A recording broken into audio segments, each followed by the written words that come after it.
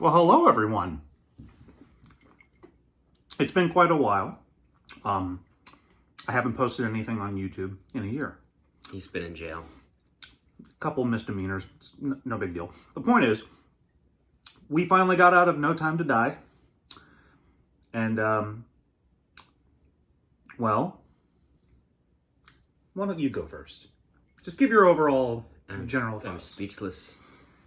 It's, just a lot of grieving. When are we allowed to give spoilers? I don't know. Okay. We're grieving for Daniel Craig's tenure at the end, right? Yeah. Yeah. Although I want it to be what's-his-face next, the guy that Corey Case loves. Who's that? It's late. How about the guy from Lucifer? No. The guy looks like a James Bond. Come on. Tom Hardy. Just give Tom Hardy everything. All right, overall thoughts. Positive. Very pleased. Absolutely the prettiest looking James Bond film. Ooh. Sometimes too pretty, but I'm like, that's fine. It's better than Skyfall. Because Spectre it's a bad script, but Spectre's really pretty. Yeah, those are both pretty movies, and there's a lot of cool stuff in both of those. But this has a different feel. I don't remember who shot it, but just the color is very consistently lighting, everything. Just well shot, fun action sequences. Mostly. I felt like all the characters really contrasted each other really well. Because no one, I don't think there was any one person that stood out where you're kind of eye rolling. Everyone. Except for Boris reincarnated. Yeah, well. But it was after a while, it's this is the only funny part of this movie, aside from the witty sarcasm. Or Q, because Q had fun little. Well, but there's a lot of sass, which is good. But there's only one or two clowny characters, and Boris is from GoldenEye. He's reincarnated. Boris, the goofy scientist. The first scene, I'm where is this movie going? They mislabel his but it's soup. He's I'll get you one of these days. You think you'll mess up my soup? I'll take over the world. And just all right, dude, chill out. And then you realize that he's the informer. But to be fair, he's a lot less cartoony than Boris. No, he is. It's not annoying. It's I can still kind of go with it and just enjoy it for what it is. Biggest surprise, the runtime I think was very justified. Because I thought it was either going to be Lord of the Rings, Return of the King, where there's a long drawn out ending where they're going to set up what's after this, because this is kind of marketed as Daniel Craig's end and wrapping up the 5 films and but no, it's just a lot of plot and a lot of twists, and like you said, the characters are all important and have a place and do stuff, and with that long run time, it's like I was saying when we were leaving the theater, it's the pacing wasn't all that bad. It actually felt like we were moving along pretty continuously, and yeah. Corey remarked that the gun barrel opening, which we should just be glad is back, didn't have blood. It had snow or something. That irritated me. And the guy in front of us called us some names, some choice words, and stormed off. He left the theater. He's I'm not sitting in front of these gentlemen. D words. But he came back reluctantly. He was well, I paid money to be here, so I guess I'm going to have to share this theater. It was just us 3. Surprisingly. Because after a year and a half of waiting for this movie, you'd think... Yeah, I'm curious to see if this makes any money. It should. It should. It was a good watch. I think there's just a lot. It's... One of my predictions beforehand was I felt like this was going to break as many rules as it wanted to. And... because it could. And the franchise doesn't have to be consistent per se, because...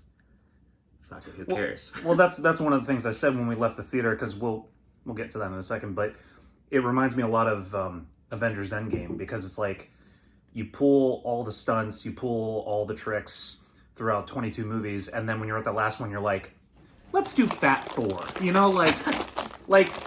go with it, and it's just kind of it can be a hit or miss, but you've earned the right Moneypenny, she's huge in this movie. Oh, she's gained 50 pounds. But this is what we're doing? Hold on. We still love her. Oh, of course. But what I was saying to Josh on the way out was because it comes down to the ending, but I'm willing to let the franchise evolve and try new things. I'm willing to let the past die. Kill it if you have to. And it wasn't bad. It just it digested differently. It was like it's like a dish you've had all this time, but then there's that like little like we're just gonna try a little bit of spice here, and then you're like, oh, okay, that's not quite what I'm used to, but Quite my tempo. not quite my tempo. But like I think at the end of the day, you'll walk out of this movie if you're a casual fan, you've watched all the Daniel Craig movies, and that's all you really care about. You'll go to this and be like, yeah, that was a really good ending. And it is a good ending. It just feels like an ending from a Gerard Butler movie. Like Yes, it feels like less of a Bond film in a lot of ways. Yeah. It very impressed with it. Walks that tight balance of like some member berries, some throwbacks. Tone is like a little funny, a little sad, really dark. Like there are little moments like, oh yes, this is a Bond film, but overall it's like, you know, in the same vein as Right. Casino Royale, License to Kill. and like where Skyfall, in my opinion, like as fun a movie as it is, it really tries hard to do the throwbacks, Right. like oh, by the way, my name's Moneypenny, and it's like in this one, the throwbacks are a little bit more subtle, and because of that, it's not as in your face if you know those references. Speaking of No, I was glad they never like, oh, by the way, I'm Dr. No. Yeah, like, Because the way that Blofeld was like, that Herbie gibberish name, that's not my real name. I'm really Blofeld. I was waiting for that too. And he's going to be like, I'm not Savin, I'm Dr. No. Actually, and that's a funny thing. The opening credits teases like it's like remember Dr. No, remember all the dots everywhere. It's like oh no, it's Dr. No, and it's like no, somebody different. One of my favorite moments is when he takes his visitor badge. That was great. He's a visitor because he's been out of the game so long, and he passes Moneypenny by her desk, and he instead of the hat, like he just throws his badge right in the trash. It's great. Yeah, I think my biggest issue, I feel a little bit about this the way I feel about the last Star Wars trilogy. The last one they'll ever make. Continue. Sorry. Sorry to bring that up again. Like I really liked Rise of Skywalker, but I always felt like just I wish there was a fracking plan. And I'm like, where was this movie? Like 3 movies ago, we could have like gotten rid of Quantum of Solace and started some of this like good stuff. And like really had a bomb ass 5 movies, like because we have 3 bomb ass movies, 1 not bomb ass at all, and 1 just a real shitter. Yeah, and we were discussing that too. Like, if you wanted to connect all 5 movies, like there's a way to do that. You could have done that in an interesting way, but Spectre just really dropped the ball on just it was me all along, James, and you're like. Yeah. Wah, wah, like kind of boring. And even like now, like I feel like this movie tries to pick up the pieces a bit. Yeah, there's a lot of that. And they do pretty well, I think. They do. Some of it, I think, is like kind of rushed and tacked together. And I think logically, like when you're in it, you're like, oh, this is a lot of fun, I'm going with it. But you look back and just like, why does Safin want to kill James Bond so bad? Yeah. Why does he want to ruin his life? He doesn't even know this guy. Why does he save Madeline in the beginning? Just, and I that's mean, I guess, I don't know, he wants to be with her in the end, but... well, yeah, spoiler, but that's one of the things that I think improved is that relationship between Bond and Madeline, where in Spectre it's just like I love you, and we're like, why? And in this one, like even though that's still a shaky origin, they kind of sell it in the performances, I think, and it's written out, fleshed out a little bit better. But still, even when they're like confessing love, it's just like, okay, let's go, come on. Yeah, no, I agree with you. I think they both acted their little hearts out with They did really the well. scenes that they had together. And I think one of my biggest concerns walking in was exactly, because it's certainly no secret in the media, is that how woke is James Bond going to get? And did you guys know before the Q was gay?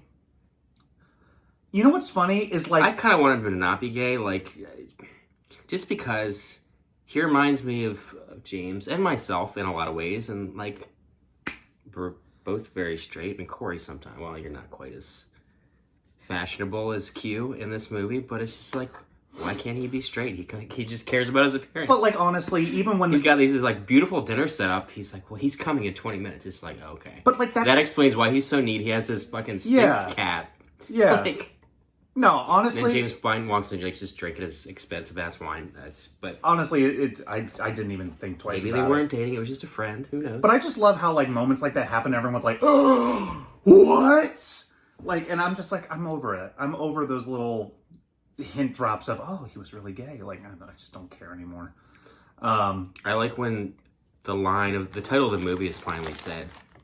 Yeah. Can we spoil things yet? Yeah, sure. Spoilers from here I'm just on like, out. why did she keep him alive at all? Like, it was just to say this line. And I was happy when she said the line. Like, okay, cool. I was like, it's either going to be really stupid or it's not going to be said at all. But it's like, all right. Well, so back to my thing about the wokeness is that one of my concerns was that this movie was going to really ham-fist the idea that women can be spies too, and they can do it just as good. And I'm sitting here like, look, anybody who says that they can't is misleading themselves. Because at the end of the day, The Spy Who Loved Me had a Russian spy, a female, and she was good at her job. So this wasn't anything new to the franchise, first of all. And I think the movie was... And second of all, it sucked. I don't think it was like in your face like Avengers Endgame where it's like, oh, she's got help and here's all the women. And it's like, none of that. Like, they were very competent at their job. And everybody had a role to play and they had skills that made sense. It wasn't, I haven't seen Harley Quinn. So I can't really say, but the criticism I hear is that it's just so over the top. And that's a comic book thing, but like, sure, you know, she's taking down these like massive bodybuilders with like, okay, really? Is that realistic? But in this, like, no, like the women have, they can shoot guns because Madeline had been shooting a gun since she was like a child. Mm-hmm. Ana de Armas's character who she's like a little nervous. She's like, oh, I've had 3 weeks of training and then like knows how to kick but she's and good. shoot a gun. And there's no stupid moment where the guy's like, oh, well, I guess I don't have to do anything. Like, you know, like that really stupid things that like Rogue One did that. Like, you're just like, stop doing that. It's dumb. Like, it was fun at first and now we're over this. But yeah, what's her name? Lynch? Nomi? Well, I guess I'm talking her real about the name. actress. I don't remember her real name. Well, It's the like, first I've seen her in anything. But I legitimately liked her because I thought she was fun. Yeah, she had that like charismaticness of Bond as well. The trailers make her seem like she's gonna be really mean the whole movie, but she's a little soft. And they had some good chemistry. I love when she says, "Oh, I can't get him to shut up," and he's like, "Take care of it" or something. And she's like, "No, it's Boris in the teeth." It's like good chemistry. It makes me feel bad that we're not going to have that anymore. Yeah, and that's the thing. This is what we were saying after we left the theater was like, you could definitely, like, Amazon owns MGM now. So, and Barbara Broccoli has said, no James Bond movie's coming to Amazon. We're not going to produce it on that. But, like, they can, like, we've talked about it many times where they could have a universe. They could do a spin-off show of Lynch's character and, like, give us a series. Like, why not? I'm open to it. And, like, explore Ana de Armas's character because she's just kind of there and then goes. And, well, I guess that's not much of a spoiler, but anyway. Yeah, but we're spoiling now. But yeah, this is the biggest question I think we've all had. It's like, what's next? And you know, I think I knew in the back of my head, like, they could kill James Bond. This could happen. But what dies with him? And, you know, they can do whatever they want. As I said, there's no real continuity. It doesn't matter. You know, I thought it was weird, like, you see the past M's on the wall. Like, that's canon that M's change, but James Bond is always... They're all sad about the same dead wife. Right? Yep. And it's just like... And he's timeless, you know. But they use that line from On Her Majesty's Secret Service. We have all the time in the world. And it's like... It was... it's used in a different context, but... It was cute, but it was fine. It worked. It was, you know... Yeah, I love. Sorry, this is No. like not related to what we were just saying, but I love like James Bond like such a drunk in this movie, like more than normal. He's like, "Oh, I haven't had a drink in 3 hours," and they're in this fight scene. It's really like great and elaborate, and he's just like down on martinis in between killing people. He's like, "No, Yeah. I need my fix right now." I'm like, "Listen, I know he like has his vices and is a drunk. Like that's definitely a part of who he is, but like maybe you want to like." But we'd be lying if that Be didn't able give to us a aim. chuckle. No, it did, and Because that it's was so like funny. There were parts like that. Yeah, that was. It's like, you got those guys? Yeah, I got those guys. Salute. Like, There's just a lot Is of this necessary? like brilliant dry humor, like moments like that are just like not necessarily played for laughs. Like over the like, you got Boris who's like Jar Jar Binks, and then the rest is like very like I don't know. it's pretty straightforward. But anyways, back to what happens next. Yeah, I kind of thought like going into this. Is it Nomi? I want to say Naomi, but it's Nomi. I'm like, oh, I hope she's not 007. I hope she's 009, like the one who's always like threatened as a replacement. Right. And then like, they're like, oh, she's 007. I'm like, ah.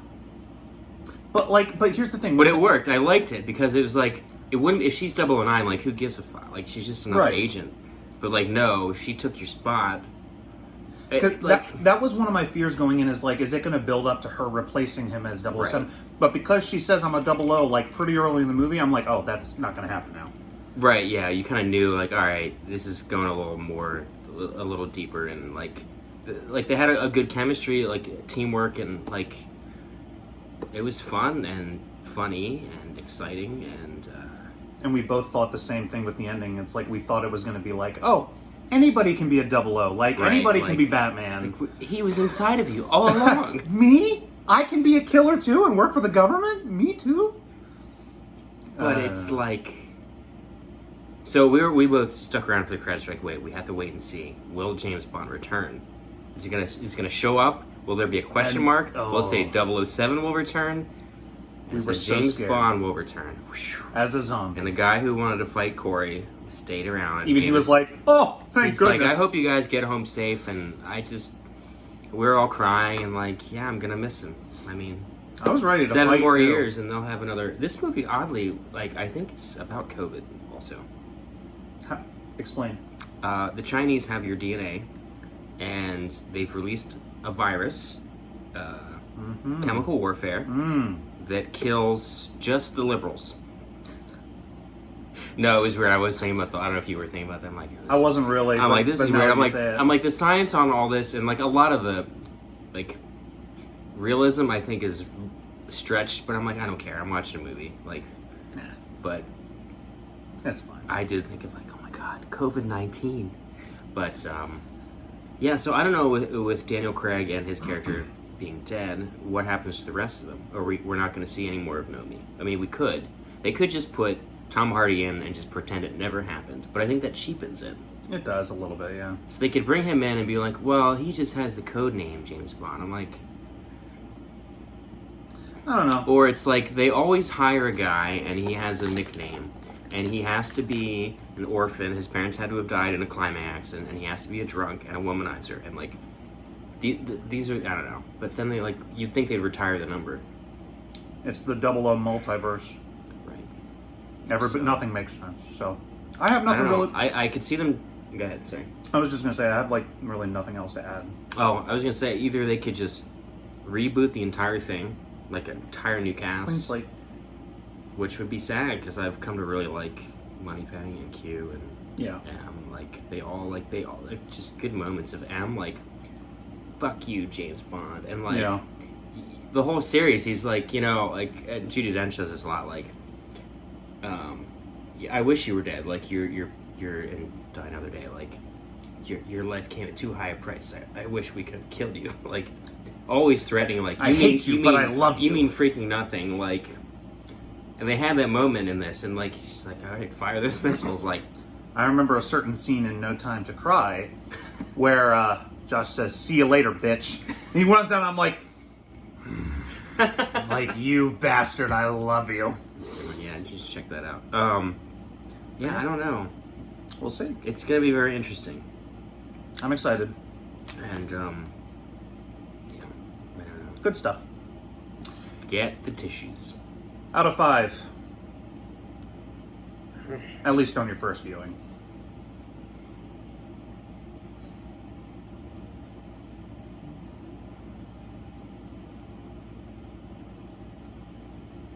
I mean, at least a 4. Honestly, there was so much I really liked about that movie. Like, as much as it made me sad, and the fanboy in me was like, I don't know, but I just there's just so much that's well done about it.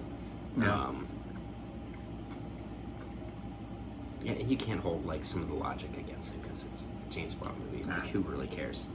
But You're there to have a good time. yeah, Yeah, like at least a 4, 4.25. I was gonna say a 4. Because I think, I want to say 4.25, but I would like to watch it again to really digest my feelings. But I think a 4 is appropriate for now. That ending, like I said, it's different. And because of that, it's a different taste, it's a different tone. It's not a bad ending. It just doesn't quite fit with the rest of the franchise, but, you know, they wrapped up the Daniel Craig series, and Yeah, I'm I'm kind of fine glad with that it. they like tried it because you know it's been around so long. Why not try something new, different, and like, fuck it? just go for it. And that's the way you would want him to go, honestly, in that Yeah. way. So Give him a lot of what he's always wanted, and it's bittersweet because it's taken away. So, good stuff. I feel like I had one more thing to say. Hold on, what was it? Oh my god, so much. This is no time to lie. In bed with you.